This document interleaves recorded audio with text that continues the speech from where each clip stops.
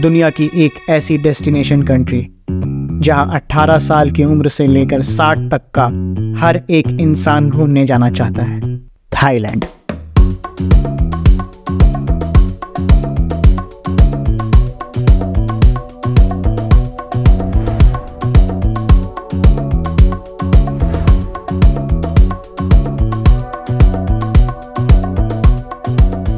आप सभी का स्वागत है मेरी थाईलैंड सीरीज़ की पहली वीडियो में, जिसे आप आने वाले एपिसोड्स का एक प्रीकैप, ट्रेलर या फिर एक ऐसी वीडियो का नाम दे सकते हो जिसमें मैं आपके थाईलैंड जाने से रिलेटेड सारे खर्चे जैसे बैंकॉक, फुकेट, पत्तिया जैसी सारी डेस्टिनेशंस में रहने, खाने पीने, लोकल ट्रांसपोर्ट से ट्रैवल करने, पार्टी करने। अगर आप कपल वगैरह होते हो, दोस्तों के साथ होते हो, फैमिली तो नहीं बोलूँगा, इस स्ट्रीट के लिए मैं रिकमेंड नहीं करूँगा फैमिली, लेकिन कपल और दोस्तों के साथ आना ज़्यादा मज़ा करोगे।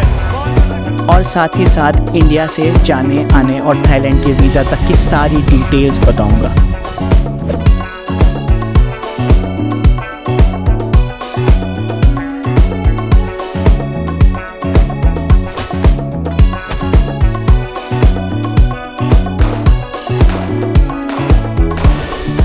मैं हूं अमृत शरण और स्वागत है आप सबका एक बार फिर से मेरी एक नई सीरीज में।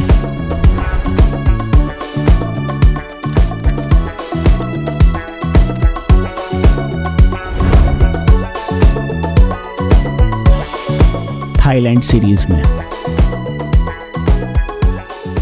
यूजुअली इंडिया से थाईलैंड जाने की हमारी जर्नी शुरू होती है इंडिया के किसी इंटरनेशनल एयरपोर्ट से, जैसे दिल्ली, मुंबई, कोलकाता या बेंगलोर, या फिर और कोई भी इंडियन एयरपोर्ट से।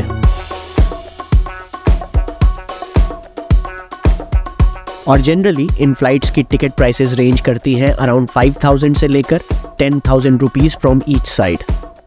5,000 कोलकाता जैसे ईस्टर्न शहरों से और अराउंड 9,000 मुंबई जैसे इंडिया के वेस्टर्न शहरों से। सिर्फ 9,000 के अराउंड में मैंने ये फ़्लाइट की है, वो भी 27 किलो के लगेज के साथ। मुंबई की ये फ़्लाइट है, डायरेक्ट फ़्लाइट है बैंकॉक से, सिर्फ 4.5 घंटे की।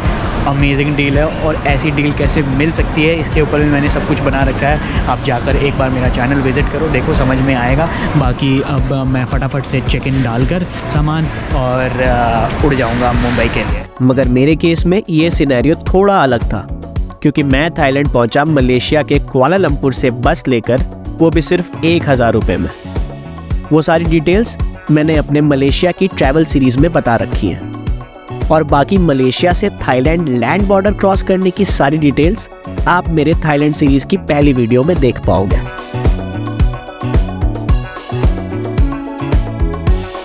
अब बात करते हैं हमारे दूसरे पड़ाव, स्टेप या खर्चे की, थाईलैंड के वीज़ा की। तो मैं आप लोगों को ये एक खुशखबरी दे दूं कि रिसेंटली थाईलैंड और मलेशिया की 30 डेज वीज़ा इंडियंस के लिए बिल्कुल फ्री कर दी गई है। इसका मतलब इन दोनों कंट्रीज़ के लिए नो खर्चा या no tension at all.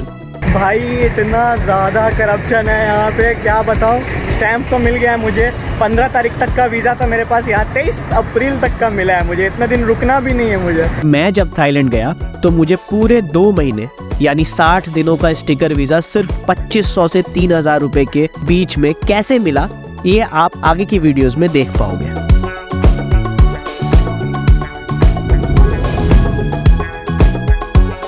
Thailand में टूरिज्म को बूस्ट करने के लिए थाई गवर्नमेंट जनरली नवंबर मंथ से लेकर 3 से 6 महीनों के लिए वीज़ा ऑन अराइवल्स इंडियंस के लिए बिल्कुल फ्री कर देती है, जिसके लिए हमें दूसरे मंथ्स के दौरान जाने पर 4,500 से 5,000 रुपये तक देने पड़ सकते हैं। इसलिए मई 2024 तक इस साल भी इंडियंस के लिए वीज़ा बिल्कुल फ्री है।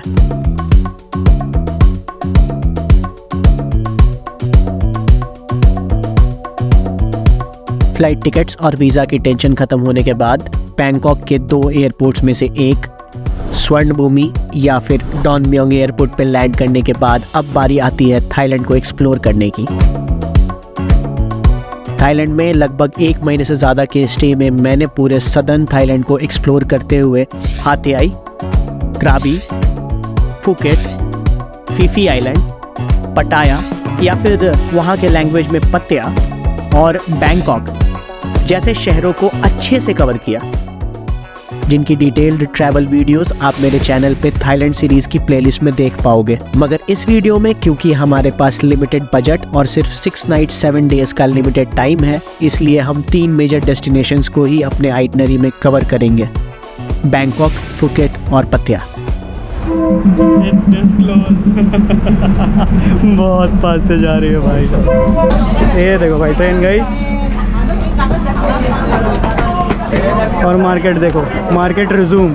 बैंकॉक पहुंचने के बाद पहले 2 दिनों के लिए हम सीधा एयरपोर्ट पर मिलने वाली 250 की इस बस में बैठकर 1.5 से 2 घंटे में या तो पटाया जा सकते हैं, वरना अगले 2 दिनों तक बैंकॉक में ही रहकर पहले बैंकॉक को अच्छे से एक्सप्लोर करने के बाद ट्रिप के तीसरे और चौथे दिन पटाया को एक्सप्लोर कर सकते हैं। It totally depends on your choice. और फिर इन दोनों डेस्टिनेशंस को कवर करने के बाद लास्ट में 5वें दिन बैंकॉक से फ्लाइट, बस या फिर मेरी तरह लोकल ट्रेन में सिर्फ 250 रुपये देकर 850 किलोमीटर की दूरी पर बसा फुकेट शहर घूम सकते हैं। और फिर ट्रिप के 7वें दिन फुकेट से ही वापस इंडिया की फ्लाइट ले सकते हैं। लेकिन मैं एक बात आप लोगों को बता दूं, फुकेट से इंडिया की फ़्लाइट 20 से 30% एक्स्ट्रा प्राइसेस पर मिलती हैं इन कंपैरिजन टू बैंकॉक। तो इसलिए हम बैंकॉक वापस आकर वहां से फिर इंडिया की फ़्लाइट लेंगे। अगर आप भी मेरी तरह एक सोलो बजट ट्रैवलर हो तो आपको बजट ट्रैवलिंग के बेसिक रूल्स ज़रूर से क्लियर होंगे। Let's go. That is stay in hostels and travel in locally available share transport vehicles. और थाईलैंड के किसी भी शहर में आपको इन दोनों चीज़ों में बिल्कुल भी प्रॉब्लम नहीं आने वाली। 400 से 500 रुपये पर नाइट में AC hostels with good hygienic environment and in house party experience के साथ आप काफ़ी सारे फेलो ट्रैवलर्स के कंपनी को एंजॉय कर सकते हो। मैं अपने ट्रिप के दौरान थाईलैंड के अलग अलग शहरों में कुछ 8 से 10 हॉस्टल्स में रुका और उन सारे हॉस्टल स्टेज में मेरा पर्सनल एक्सपीरियंस कैसा रहा वो आप मेरे चैनल पे थाईलैंड सीरीज़ की प्लेलिस्ट में देख सकते हो। थाईलैंड में स्टे के दौरान कुछ इंपॉर्टेंट मोबाइल एप्लीकेशंस जिनसे आपकी ट्रैवलिंग एक्सपीरियंस और स्मूथ हो जाएगी, वो ज़रूर से डाउनलोड करने की मेरी पर्सनल रिकमेंडेशन है। फॉर एग्जाम्पल, बसेस की टिकट बुकिंग और टाइमिंग्स जानने के लिए आप ईजी बुक ऐप यूज़ कर सकते हो या फिर 12go.asia जैसी वेबसाइट्स से ट्रेन और फेरीज़ की टिकट बुक कर सकते हो। हमारे इंडिया में उबर और ओला की कैब सर्विसेज की तरह थाईलैंड में बोल्ट और ग्रैब जैसी कैब सर्विसेज अवेलेबल है। इनफैक्ट आप इन ऐप्स के थ्रू ऑनलाइन फूड भी ऑर्डर कर सकते हो।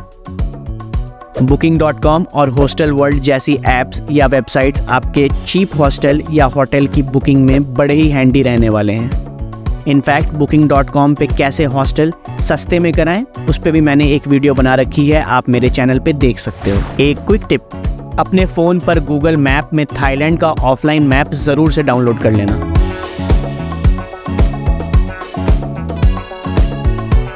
थाईलैंड में लोकल ट्रांसपोर्टेशन के लिए बसेस, रिवर बोट्स या ferry taxis, bike taxis and scooter rent करके घूमना काफ़ी किफ़ायती और मज़ेदार हो सकता है। अगर आप 2 लोग हो तो स्कूटर 500 से 600 के रेंज में रेंट करके काफ़ी सस्ते में और टाइम सेव करते हुए घूम सकते हो। 300? Oh, and this one 200. Okay, fine. And at last यहाँ की ये फैंसी टुक टुक जो कि वैसे तो नॉर्मल प्राइसेस से ज़्यादा चार्ज करती हैं, मगर एक एक्सपीरियंस ज़रूर ले सकते हो। एक इंडियन के लिए थाईलैंड में सबसे बड़ा चैलेंज है फूड या खाना। अगर आप थाईलैंड के किसी भी टूरिस्टी इंडियन फूड रेस्टोरेंट में चले जाओगे तो आपको पर इंडियन मील 1000 से 1200 रुपये तक पड़ सकता है। मगर don't worry, I have got you covered.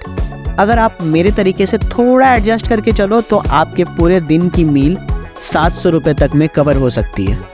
बस कुछ एडजस्टमेंट्स की ज़रूरत है। जैसे पहला, अपने मील में कुछ थाई टेस्टी डिशेस जैसे पैड थाई नूडल्स, खाओ पैड, टॉम यम सूप्स इंक्लूड कर सकते हो।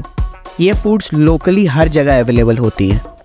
दूसरा, मैंने अपने स्टे के दौरान कुछ बर्मीज़ रेस्टोरेंट्स में बर्मन या फिर म्यांमार के लोकल डिशेस ट्राई किए जो कि इंडियन फूड से मिलते जुलते और टेस्टी ऑप्शंस, बजट ऑप्शंस हो सकते हैं। मज़ा आ गया भैया, थैंक यू। अब कहाँ से हो, इंडिया से हो या कहाँ से हो आप? बर्मा से। अरे क्या बात है, मज़ा आ गया। बर्मा से बहुत लोग हैं आसपास यहाँ, मैंने दो तीन लोगों के पास खाया, बहुत अच्छा टेस्ट है वाकई में भाई, मज़ा आ गया सीरियसली एकदम। इंडिया बर्मा एक ही तो है यार, मतलब टेस्ट तो वैसा ही मिल रहा है एक्चुअली में, एकदम सेम टेस्ट है बिल्कुल। मज़ा आ गया। एक्चुअली ये है नहीं, आप बर्मा जाएगा ना सोचेंगे कि इंडिया यही है। And last but the best options यहाँ के 7-Eleven स्टोर्स जो 24 आवर्स खुले होते हैं और इनके पास readymade Indian, Thai and Chinese foods and drinks available होती हैं, जिनको आप उन्हीं की स्टोर से माइक्रोवेव हीट कराकर वहीं बैठकर एंजॉय कर सकते हैं। 80 रुपीज़ के अराउंड में 3 पीस छोटे छोटे वाले पीस मिल गए हैं, ये इतना टेस्टी होता है।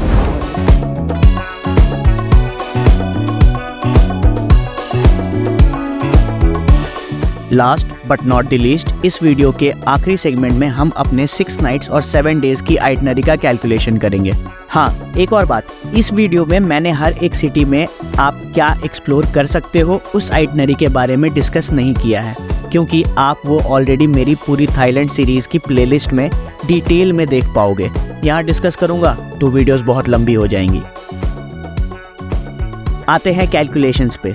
इंडिया से राउंड ट्रिप की फ़्लाइट का खर्चा 20,000 रुपये, वीज़ा बिल्कुल फ्री, हॉस्टल स्टे 6 रातों का खर्चा 500 रुपये पर नाइट यानी 3,000 रुपये इन टोटल, 7 दिनों के खाने का खर्चा 700 रुपये पर डे यानी approx 5,000 rupees for 7 days.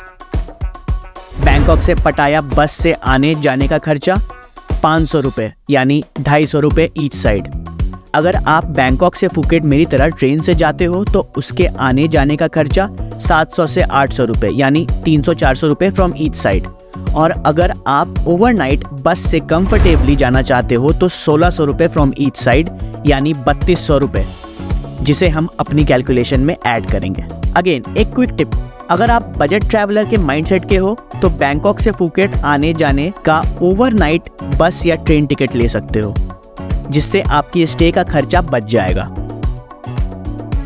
Now coming back to the calculations, tickets done, stage done, food done और इंटरसिटी ट्रैवलिंग डन। इसके बाद हमारा लोकल ट्रांसपोर्टेशन का खर्चा, जो कि आप 7 दिनों के लिए 2,000 रुपये में आराम से कर लोगे। और बाकी के हमारे बचे 35,000 के बजट में से पैसों का यूज़ आप टूरिस्ट अट्रैक्शन पे लगने वाली टिकट्स में यूज़ कर सकते हो, जैसे वाट अरुण टेम्पल के 250 रुपये, वाट फोर्ट टेम्पल के 500 रुपये। तो बस इस वीडियो को ऑफलाइन डाउनलोड करके रख लो, अपने दोस्तों को शेयर कर दो और प्लान्स बना लो बैंकॉक के खाओसन स्ट्रीट, पटाया की वॉकिंग स्ट्रीट और फुकेट की बांग्ला स्ट्रीट पे अपने दोस्तों के साथ नाच गाना और ढेर सारी मस्ती के लिए। किसी भी टॉपिक पे और डिटेल्ड इन्फॉर्मेशन चाहिए हो तो मेरी थाईलैंड सीरीज की प्लेलिस्ट देख लो, और इन जनरल भी एक बार चैनल घूम फिर आओ, क्योंकि गोवा जैसी डेस्टिनेशंस भी 5,000 में मेरी वीडियोस देखने के बाद ट्रैवल करके आ सकते हो। कमेंट्स में वीडियो कैसी लगी ये बताकर जरूर जाना। See you in other videos, तब तक के लिए follow my insta and Facebook. Bye bye.